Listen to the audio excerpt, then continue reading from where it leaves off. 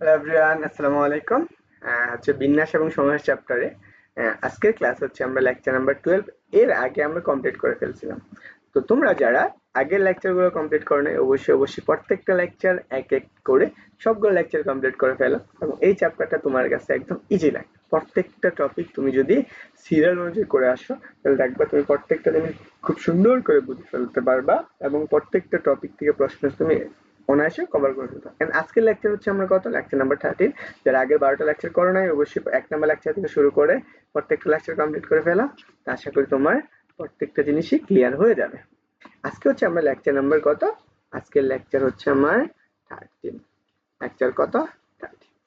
তাহলে এখন দেখো এই যে লেকচার যে 13 নাম্বার লেকচারটা আছে, আমার এইখান থেকে আমার যে টপিকটা আছে যে ইঞ্জিনিয়ারিং শব্দগুলো বর্ণ কত রকমের সাজানো যায়। এখন এখানে বলছে স্বরবর্ণ এবং ব্যঞ্জন বর্ণগুলোর আপেক্ষিক অবস্থান পরিবর্তন না করে এর মানেটা কি, কত উপায়ে সাজানো যায়। আপেক্ষিক অবস্থান মানে স্বরবর্ণ এবং ব্যঞ্জন বর্ণ যেখানে আছে তাদের অবস্থান কোনো পরিবর্তন করবে না, কিন্তু এদের যে অবস্থানগুলা স্বরবর্ণগুলা এদের মধ্যবর্তী তারা কিন্তু বিন্যাস করতে পারবে, কিন্তু ব্যঞ্জন বর্ণ শাখায় থাকবে, স্বরবর্ণ স্বরবর্ণ শাখায়। তাহলে তুমি মনে করো আপেক্ষিক অবস্থান পরিবর্তন ক্ষেত্রে আমি যদি চিন্তা করি যে আমার এই যে অবস্থানগুলা আছে, একটু মনে করো আমার এখানে কয়টা অবস্থান আছে, 11টা, তাই না? আমি একটু 11টা বর্ণ দিয়ে নেই। 1 2 3 4 5 6 7 8 9 10 এবং 11। তাহলে এখন দেখো, তাই প্রথমটা হচ্ছে ই, তাহলে এই ই এর স্থানে ই থাকবে। এখানে ই এর স্থলে কি আসতে পারে, আই আসতে পারে, এন আসতে পারে। তারপরে হচ্ছে আমার আই, তারপরে হচ্ছে আমার এন, তারপরে হচ্ছে ই, তারপরে হচ্ছে ই, তারপরে হচ্ছে আই। তা এই যে 5টা অবস্থান, এদের অবস্থানগুলো আমরা কি করতে পারবো, স্বরবর্ণই রাখতে পারবো, অন্য কোনো বর্ণ রাখতে পারবো না। তার মানে কি, এই যে 1 4 হচ্ছে 6 7, এই যে 4টা অবস্থান, অর্থাৎ এই যে 5টা অবস্থান এবং হচ্ছে কত 7 8 9, এই যে 5টা অবস্থান, এই 5টা অবস্থান আমার কি থাকতে হবে, সর্বর্ণই থাকতে হবে। এবং এই যে 2 3 এবং হচ্ছে 5 এবং হচ্ছে 8 এবং 9 10 আর 11, এগুলার মাঝখানে আমার কি থাকবে, ব্যঞ্জন বর্ণ থাকবে। তার মানে আমার এখানে দুইটা অংশ ভাগ হইতেছে, স্বরবর্ণের জন্য স্বরবর্ণ ডিপেন্ডেন্ট আর স্বরবর্ণের সাথে ব্যঞ্জন বর্ণ কোনো সম্পর্ক করতেছে না। তাহলে আমি কি পাবো, জাস্ট এই যে স্বরবর্ণ গুলো আছে এদের মধ্যকার যে আমার যে বিন্যাসটা হবে সেটা আমরা আগে বের করব।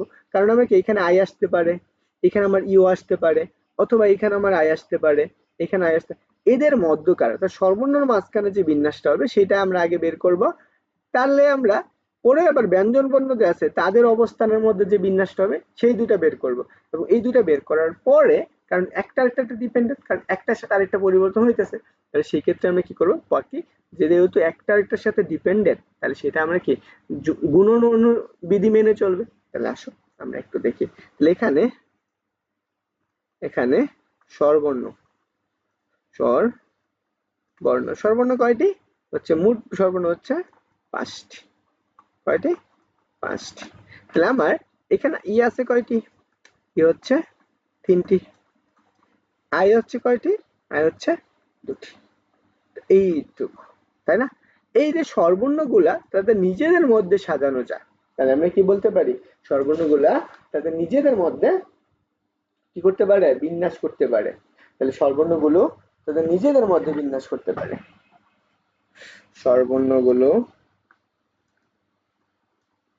বর্ণগুলো নিজেদের মধ্যে বিন্যাস। ওকে, তাহলে বিন্যাসটা কত, টোটাল বর্ণ কয়টা, 5টা, 5 ফ্যাক্টোরিয়াল। নিচে কত আছে, এখন দেখতে হবে এখানে আমি বর্ণ কতগুলা মিল আছে। তাহলে দেখো আমার ই আছে কয়টা, 3টা, তাহলে আমি কত 3 ফ্যাক্টোরিয়াল, এই 5টার মধ্যেই তো এইগুলা মিল, তাই না? এবং কয়টা, 2টাই, তাহলে 2 ফ্যাক্টোরিয়াল। তাহলে আমি যদি এটার মানটা বের করি তাহলে আমরা কি পাবো, দেখো আমি এখানে হচ্ছে 5 ফ্যাক্টোরিয়াল, নিচে কত আছে 3 ফ্যাক্টোরিয়াল ইন্টু কত 2 ফ্যাক্টোরিয়াল, 2 ফ্যাক্টোরিয়াল। তাহলে দেখো আমি এইটুকুর মান পাচ্ছি কত, 10। তাহলে আমার এই যে স্বরবর্ণগুলোর যদি অবস্থান পরিবর্তন না করি, জাস্ট এদের মধ্যবর্তী বর্ণগুলোর অবস্থান পরিবর্তন করি, তাহলে আমি টোটাল বিন্যাস সংখ্যা পাবো কতটি, 10টি। তাহলে আমি এই যেভাবেই করি 10টা পাবো। তাহলে এখন ব্যঞ্জন বর্ণ আর কতটুকু আছে? তাহলে আমি ব্যঞ্জন বর্ণটা আমি দেখি।